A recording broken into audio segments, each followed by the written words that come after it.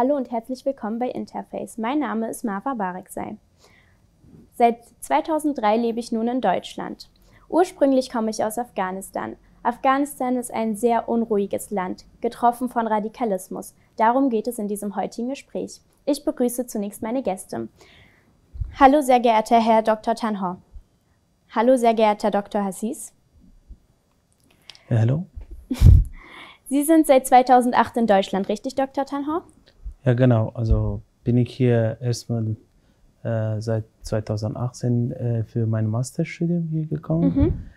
Und dann habe ich meinen Master zwischen 2018 und 2011 gemacht und dann war ich zurück nach Afghanistan und dann war ich zurück für meine Promotion, PhD, und habe ich von 2014 bis 2017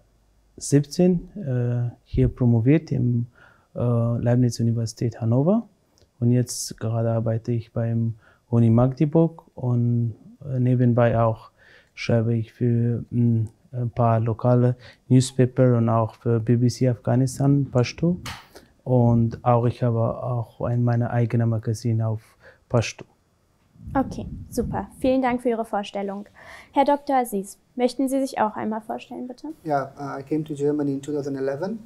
I studied public policy and conflict studies at the University of Erfurt, that's in Thüringen. And then I've been working here in Berlin since 2014, end of 2014, psychosocial counselor now.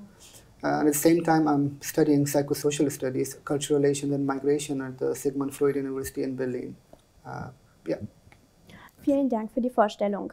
Herr Dr. Tanha, ich hätte mal eine Frage. Unser Thema ist Radikalismus unter Jugendlichen. Was glauben Sie führt zu Radikalismus unter Jugendlichen? Warum denken Jugendliche, ihr Heimatland, zum Beispiel Deutschland, verlassen zu müssen, um für den sogenannten Heiligen Krieg, dem Dschihad, zu kämpfen? Well, the radicalism starts when you feel yourself separated from the society and when you don't have anyone around you and any shelter to get sort of together and social with, and then you are trying to, when you're pushed to a corner, then you're trying to find a way to join any society where you feel welcome. And most of the radical groups are looking for such people who are sidelined by the society, who are pushed to the corner, who do not feel themselves welcome in the society, and that starts to have actually, I mean, the impact is that they are feeling themselves so alone that they will jump to any kind of groups where they feel welcome. And the radical groups are one of those who always have an open arm for such people, and they start to misinterpret the religious text for them. They start to, first of all, of course, they start to welcome them very warmly, and then they start to misinterpret all the religious texts, and after a while, these people find themselves in an unwanted situation where they are either forced to go for wars like so-called holy wars or jihad, or they are simply indoctrinated. So, and when it comes to immigrants in Germany, it's exactly the same reason. Those people who are Entschuldigung, coming. dass ich Sie unterbreche, da hätte ich noch mal eine Frage. Wie kann es denn sein, dass sich Jugendliche hier in einem so großen Land alleine fühlen? Wie kann es dazu kommen? Well, hat da die Gesellschaft versagt? Well, exactly. The problem is the society. Probably they could not fit themselves either. They could not fit themselves in the society, or the society did not open that arm which they deserve or need, right? So they're coming from a conflict zone and then they're put here in a, so to say, immigration camp where they're, even there, they are kind of not very well connected to the society, and they even feel themselves here more or less the same sideline by the society, and somehow something is missing in between in this communication and in this welcome culture. Everything is somehow a little bit more strictly regulated, and the social openness is not that much that these people kind of absorb themselves in the society, and that's why they're looking for groups where they feel welcome. And the radical groups, of course, they exist everywhere, including Germany, and these radical groups open their arms for them, they welcome them, they even they distribute free food, clothes, and whatever. Even they distribute them smartphones at some point, and of course they say, okay, that's the right place to jump in. Aber das alles, was Sie jetzt beschrieben haben, dass Sie Smartphones bekommen, Nahrung bekommen, auch vielleicht Klamotten bekommen, das könnten Sie doch auch hier haben. Warum fühlen Sie sich so krass verpflichtet, in ein fremdes Land zu gehen, für den Dschihad zu kämpfen? Ich frage vielleicht mal Sie, Herr Dr. Aziz, was denken Sie, warum? Quite interesting to hear what Dr. Tanha said, but I kind of disagree a bit to the extent that I don't think this is a complete passive situation where the radical person or the jihadist or the Islamist is a victim. No, not per se. To understand radicalism, we have to understand all the terms related to it. We have to understand Islamism, we have to understand jihadism, we have to understand radicalism, extremism, all of it. And they're all forms and their causes and how it happens from the beginning. And to understand these things and their development through one's personal life, we have to actually understand them on different contexts. So a jihadist or an Islamist in Afghanistan is quite different than a person who lives in Germany. I mean, it's not really easy to understand this as a simple concept. We have to consider the environment, the society, the social circumstances a person lives in. So first of all that. But one thing that I disagree here is that it's not the society that actually makes Islamists. It's the essence of an ideology that one grows up with, the way one understands. Of course, we can talk about interpretations later on, but it's what somebody learns from the beginning, the hatred towards other, in identifying with an ideology as a cult. That's the beginning of all of this. That's when you actually start hating others, putting them in different groups, putting yourself in a different group. And then we come to societies where you feel a foreigner or different, like here in Germany or in Europe or in the United States, where you're a refugee. It's not easy to come to a different culture, a different society and be part of it. You're not part of it. You're different. You eat different food, you wear different clothes, you have different parents, you speak different language, all of them. And it's not easy to, I mean, I don't like to use the word integrate here, but just to avoid further debate here, I would try to use it. To integrate into the society, to be part of it, you have to loosen up so many things. You have to forget so many things, learn so many things, which is not bad per se. But again, it's not easy. At this moment, you identify with people who have more in common with you. And apparently, in this particular case of Afghanistan, that would be religion. And when you come together with people and identify and you put yourself in this new group of people with certain identity, you come closer to ideologies full of hatred, to interpretations of religion which are so fundamental, so full of hatred, that actually creates an evil inside a person. And Aber that's jetzt, one way of seeing it.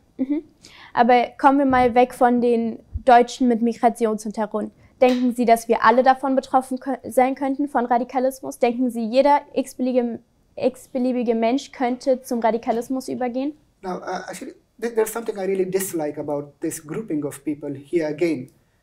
I mean, just to avoid being racist, you put all refugees in this certain group of people who are all the same, who have same background, who are all good people. No, it's not true. I mean, refugees are like every other people. It's a group of not homogeneous people. They're heterogeneous. They come from different backgrounds, different countries, different groups of thoughts. I mean, you cannot just consider them as a group of people susceptible to radicalization. Of course, there are people among them who are thieves. There are people among them who are already radicalized. Or, I mean, they come with those intentions. And there are good people among them, like the community that is here. So to talk about refugees and how they are radicalized, I find this extremely racist and discriminatory. It's not how we should approach this issue at all. Okay, das verstehe ich. Herr Dr. Tanha, was sagen Sie jetzt zu der Meinung von Herrn Dr. Aziz? Well, I mean, with a certain points, I can't agree more. I mean, he's right, especially when it comes to the to the very fundamentals of beliefs, and at some point, what he says, I do agree. But Aber hat der Islam denn was mit dem Dschihad zu tun? well, I cannot comment on that because it's a question which the religious scholar should answer. But what I can add to what just Dr. Musa said, that he said that these immigrants are different. They're different because they come from a different geography. They were born in a different culture. They have different mood of communication, different style of communication, different group of people who are they communicating with. And then he said that we cannot group them. They are already grouped. I mean, the diversity is the beauty at some point. Let's say there are diverse group of people in this country, and they actually should learn how to live together, which they do actually according to laws. But apart from that, why you just asked, well, why those people with immigrant background are more kind of it's easy to radicalize them. It's because, as just Dr. Musa said, it's because that they know already all the fundamentals. They get used to with these term jihad, fighting for God and whatever. So they're sort of, these all terms are known to them. And as I said, when they're sidelined, that's a very, a fact that you cannot ignore, that when you put the immigrants in a camp, right? And of course, when the immigrants come out to the market and see, oh, people are having good life, and they don't have that, of course, what they start to hate the society. Mm. And of course, they will not be, in their integration process will be slowed down, because the hatred will be bigger and bigger and bigger, and it will grow and grow and grow. And what will happen? They will try to find a group more friendly, more welcoming group. And these groups are the radical groups. Where these Sharia police of Wuppertal come from? If you see, most of them are those people who even were born there, but they somehow could not coexist with the society. It's not that only the immigrant society are having problem in Germany, it's also all the German society itself, the mood of communication with people. I mean, if you go out of Germany, people will talk about Europeans in general and Germans, and also people from the north in very particular, that they're cold. What does it mean, cold? Of course, they don't refer to the weather. Yeah, probably the weather is also cold there. But their mood of communication is very cold. And it's not bad. I mean, there is no good or bad culture. It's a different culture. But the problem is that to feel this culture differences, to understand these differences, and then align yourself to these differences, it takes a long time. Either you really have to study a lot, or you really have to be heavily involved with the Germans and the society here, or you just lose your path and then you end up in a radical group. And that's why these people with the immigrant background are kind of more easy to radicalize than those who are already like Germans who are born from a German father and mother.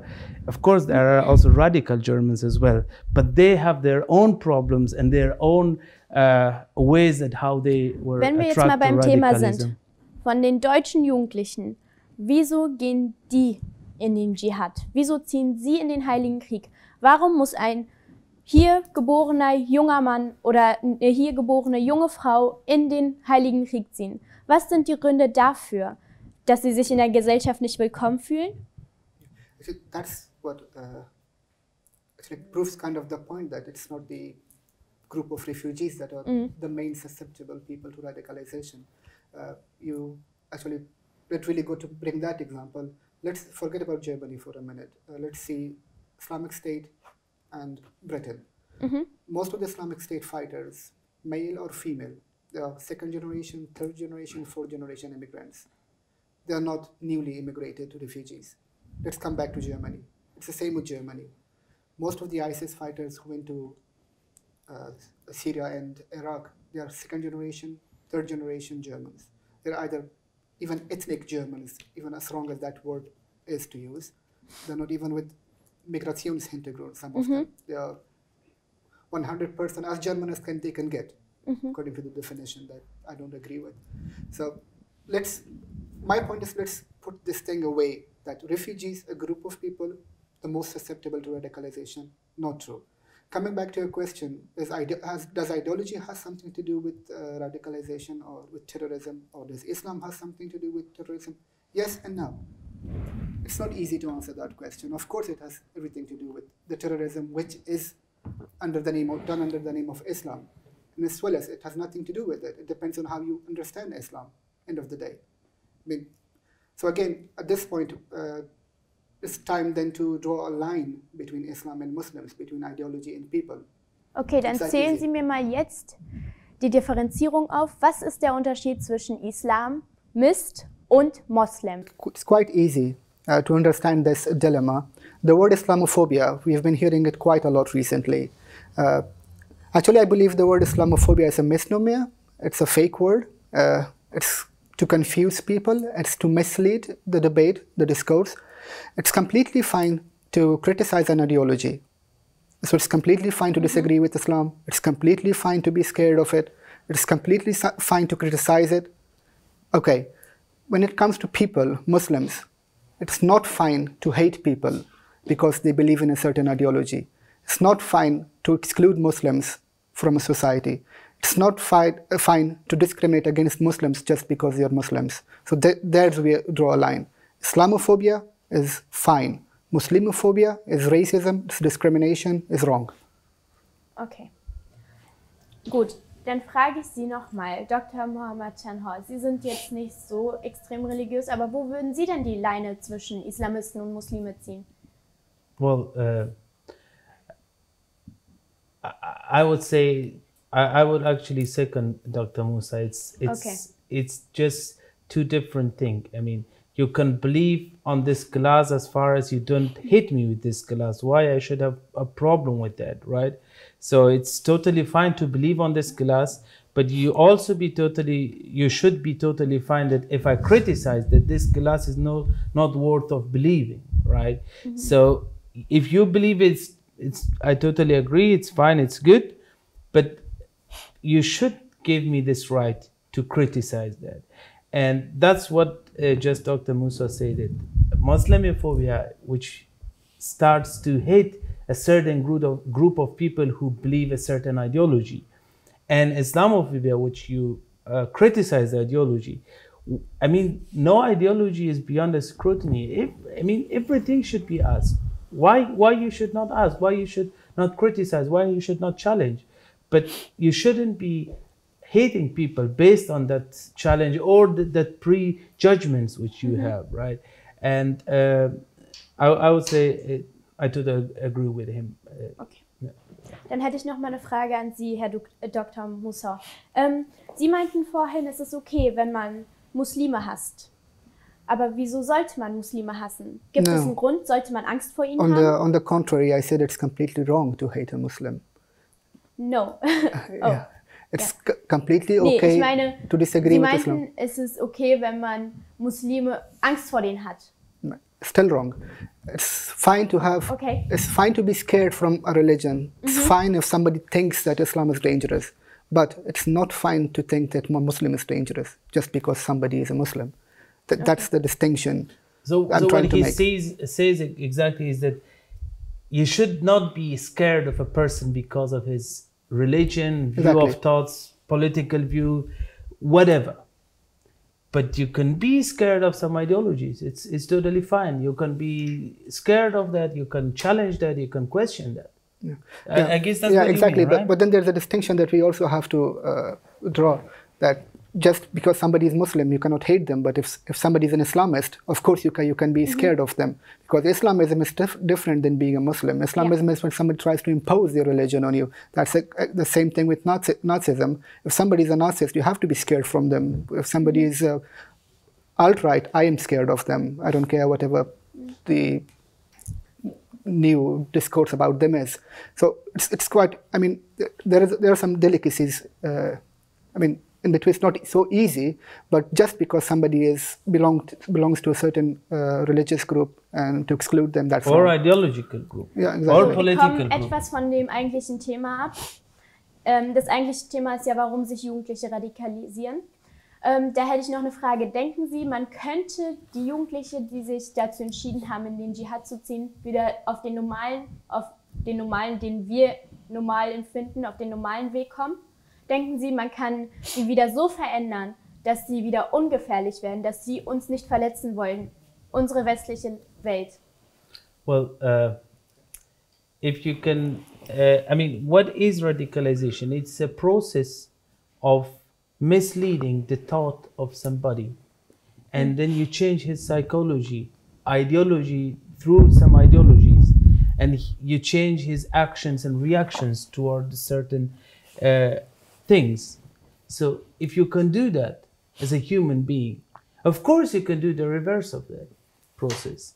And I'm sure that because Dr. Aziz is involved with this socio-psychological issues, I'm sure he will agree and he will add more to that, and let's see what he had to say. I would agree that's one element of it. Of course, if you're Islamized, you can be de-Islamized. That's quite obvious. But I would like to actually think of it more of a social issue, not as an individual issue. And I kind of see the problem solved when it's addressed from that perspective. So the first thing that actually one could do is the definition of hate speech and Islamophobia, again, coming back there, and the limits of free speech. We have to actually talk about those things. There should be a discourse, a debate within Muslim community from first. That's the most important one. We do have discourses going on, but I don't think those are sufficient and enough, first. Second, and the most important one, that I personally believe, we should start hearing ex-Muslims. Those are the ignored minorities. I call them the minorities within minorities. And nobody hears them, nobody listens to them. They're excluded, they're hated against. Nobody cares if people think they should be killed. Nobody cares if they're excluded from their own community. Nobody cares when they're excluded from their families. I think those people should be heard as well. The third one is an inter-religious, intra-sector, between sects, and an interfaith discussion should happen everywhere around the world. And there should be openness about criticism. There should be no blasphemy laws. There should be nothing should be considered an insult to an ideology. There should be distinction between hate speech and criticism. I think that's the start. Once we start that, people could get more understanding and would stop hating people just for disagreeing with them. More understanding and more toleration. And to add a little bit more to that, this issue should be particularly paid attention among the Afghan communities in the West. If you see the other communities, there is a little bit openness in that. But in Afghan communities, it's a taboo of no-go.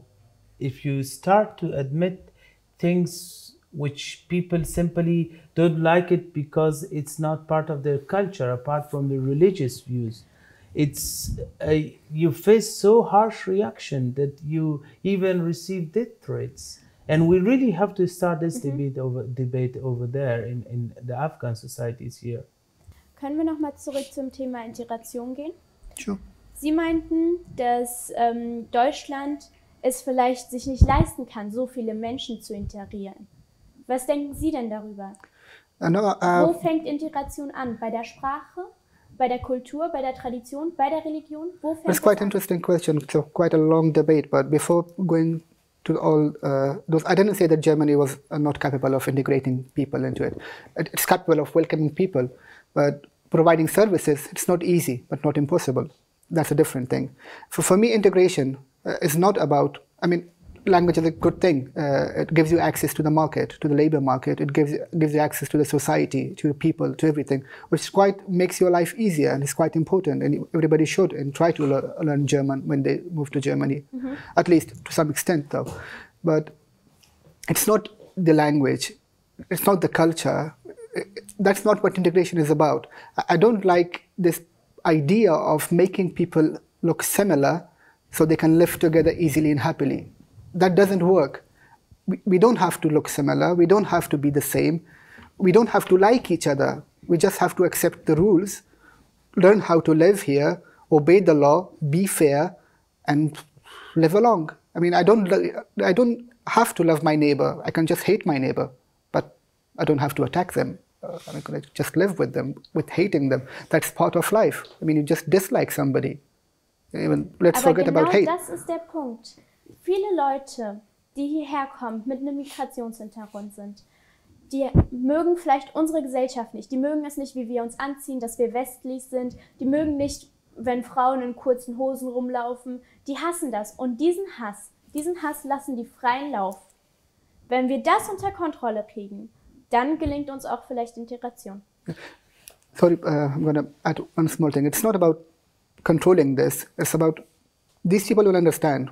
This is not the point. When I see somebody, I should be allowed to dislike somebody. Even though if I'm completely wrong, if I don't like somebody's dress, I have to dislike it. I mean, I just don't have to take it personally and go and try to change something which is wrong. I mean, that should be, that's what we should raise awareness about living in your own boundaries, not about liking or disliking something. I mean, you just don't like something. And the problem that we are talking about right now, it's not about integration, it's about what the migrations see here. Before leaving for Germany or for Europe or for the first world as we describe it, people have expectations which are 90% wrong. Und was für Vorstellungen haben diese Menschen? That's what we should address. Yeah. How the West is represented in the third world countries. It's Hollywood and it's everything else. We all know how it looks like. That's what should be addressed. That's what we should work on. That's what we should raise awareness about. I would also add something, but would you just say that is it a language or way of talking to people or clothing or eating culture, or whatever food? I would say it's the art of learning the coexistence.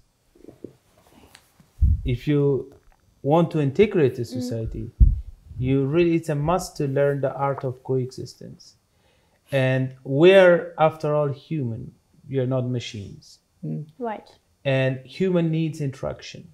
Richtig. They are not based on commands, right? Enter and tuck, you're gone. On double click, refresh, and it refreshes. It doesn't work like that. You have to go to a coffee shop, sit with somebody and take a coffee.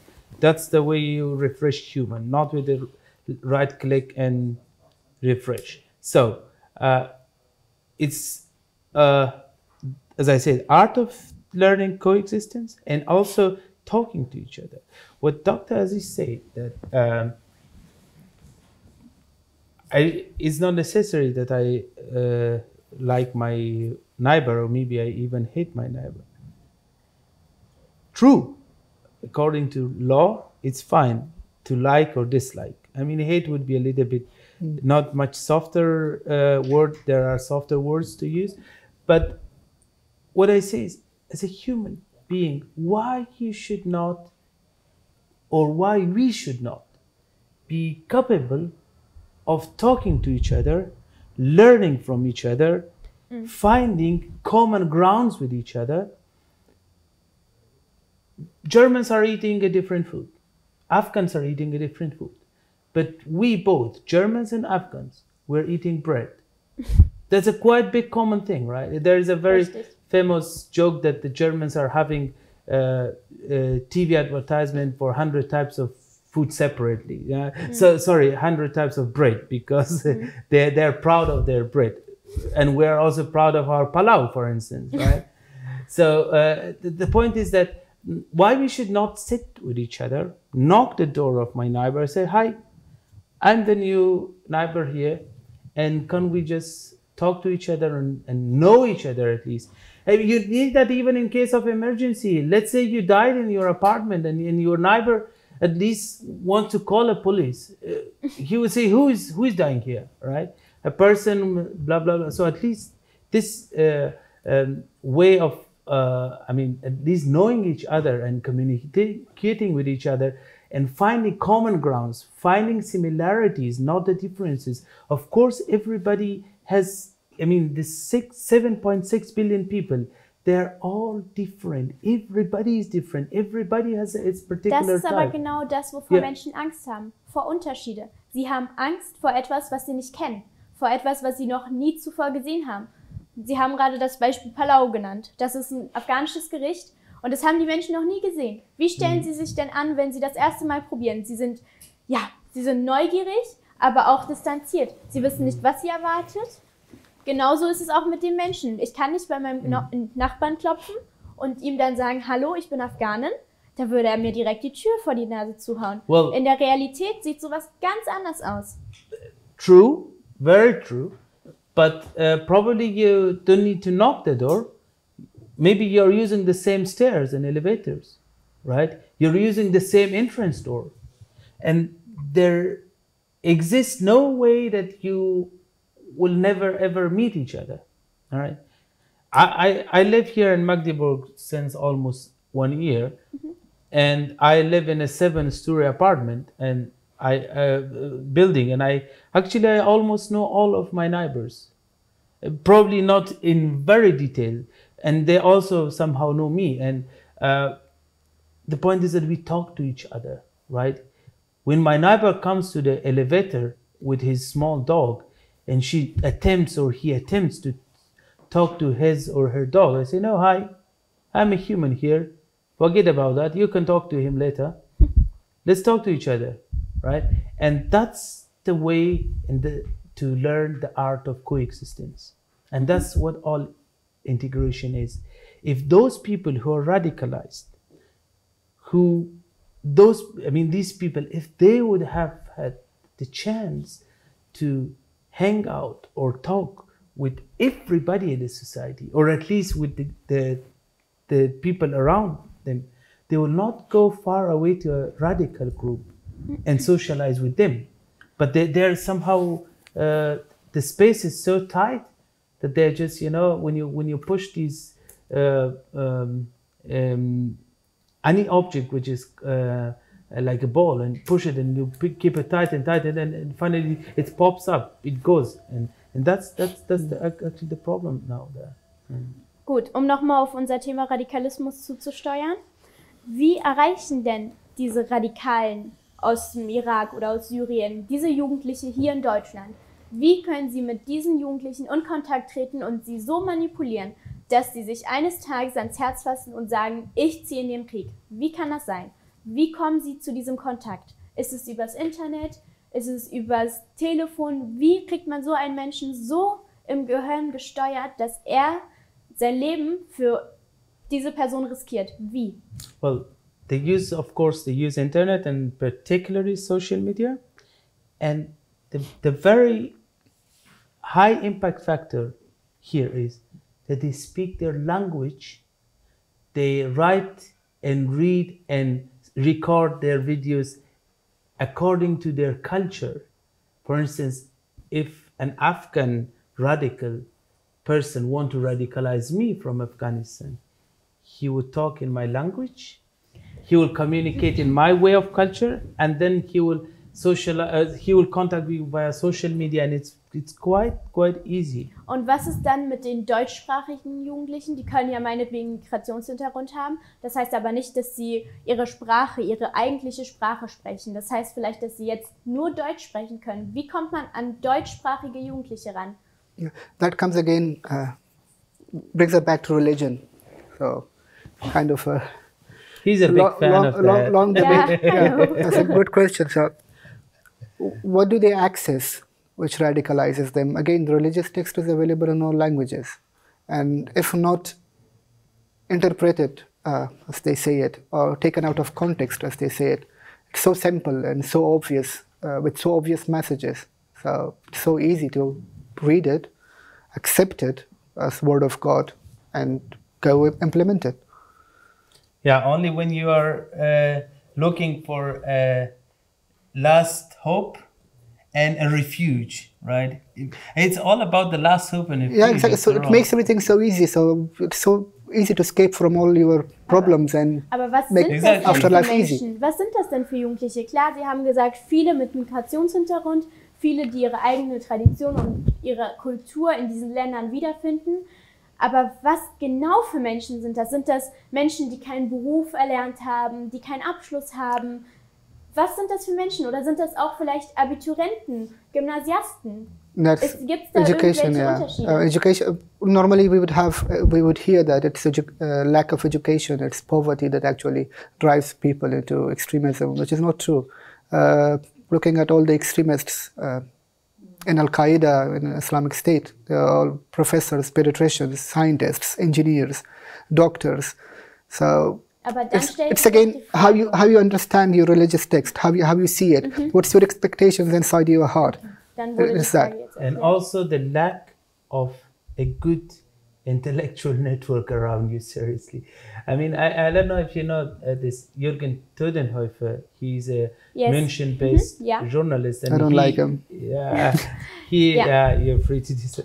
He spent like 10 days with the Islamists in Syria.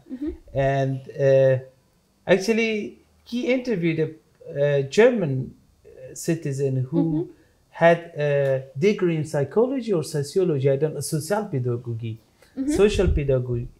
And I was quite shocked, but this guy was so sure about what he's saying, and he believed that. And I think he didn't hang out with the right people here in Germany. So probably he just simply landed in the wrong group, because what group means, some people comes together, right? And he was in those wrong gatherings, right? And then he somehow managed to be stupidified, and he was quite happy about what he's doing, and probably, I guess, he lost his life. I don't know, I didn't follow it, but I feel sorry for him, and it's a pity, but it's the way it is. Herr Jürgen Todenhöfer war 10 Tage lang bei der IS, wie Sie schon bereits sagten, und hatte dann einen Pakt mit ihm geschlossen, dass wenn er dahin reist, dass er nicht enthauptet wird. Richtig? Yeah, I mean... Was halten Sie von dieser Idee? Nehmen Sie mal an, Sie wollen 10 Tage zur IS. Sie wollen da einfach nur die Menschen interviewen, herausfinden, wie diese Menschen ticken, und nehmen sich dann vor, okay, ich setze was auf, damit ich da nicht enthauptet werde. It's not difficult to understand. Islamic State is known for their advertisement expenditure, the money that they used on advertisement. It was Jürgen Todenhöfer made their job easy. He introduced them to the whole world. That's what the Islamic State wanted. So, aber die waren ja schon vorher berühmt. Yeah, but that's quite different. That was the marketing that actually they wanted everybody to read them, listen to them in Europe, in their own language. They wanted to be presented in the media here. It's quite obvious. I don't think that's something that should make us any more curious. Aber was geht denn in den Kopf eines Menschen vor, der unbedingt mal mit der IS reden will? Was geht denn in so einem Kopf vor? Das wäre mal eine Frage. That's, of course, I think it's curiosity, but I wouldn't completely understand that person, because I wouldn't normally be so intrigued to go and talk to a person who belongs to the Islamic State, because my background actually makes it quite easy for me to understand what goes on in a person who is with ISIS in his head, because I understand his ideology. I've been through it. I've been tried to I used to live in Pakistan. I've read so many books on jihads and Kashmir and everything. It was a peak time when I was a young guy living in Pakistan that these information were actually published. So for me, it's quite easy to understand a person who fights for ISIS. I wouldn't do it. I wouldn't have done it. call it whatever you want, because I didn't believe in it. I didn't have the guts to do such stuff, such horrible stuff.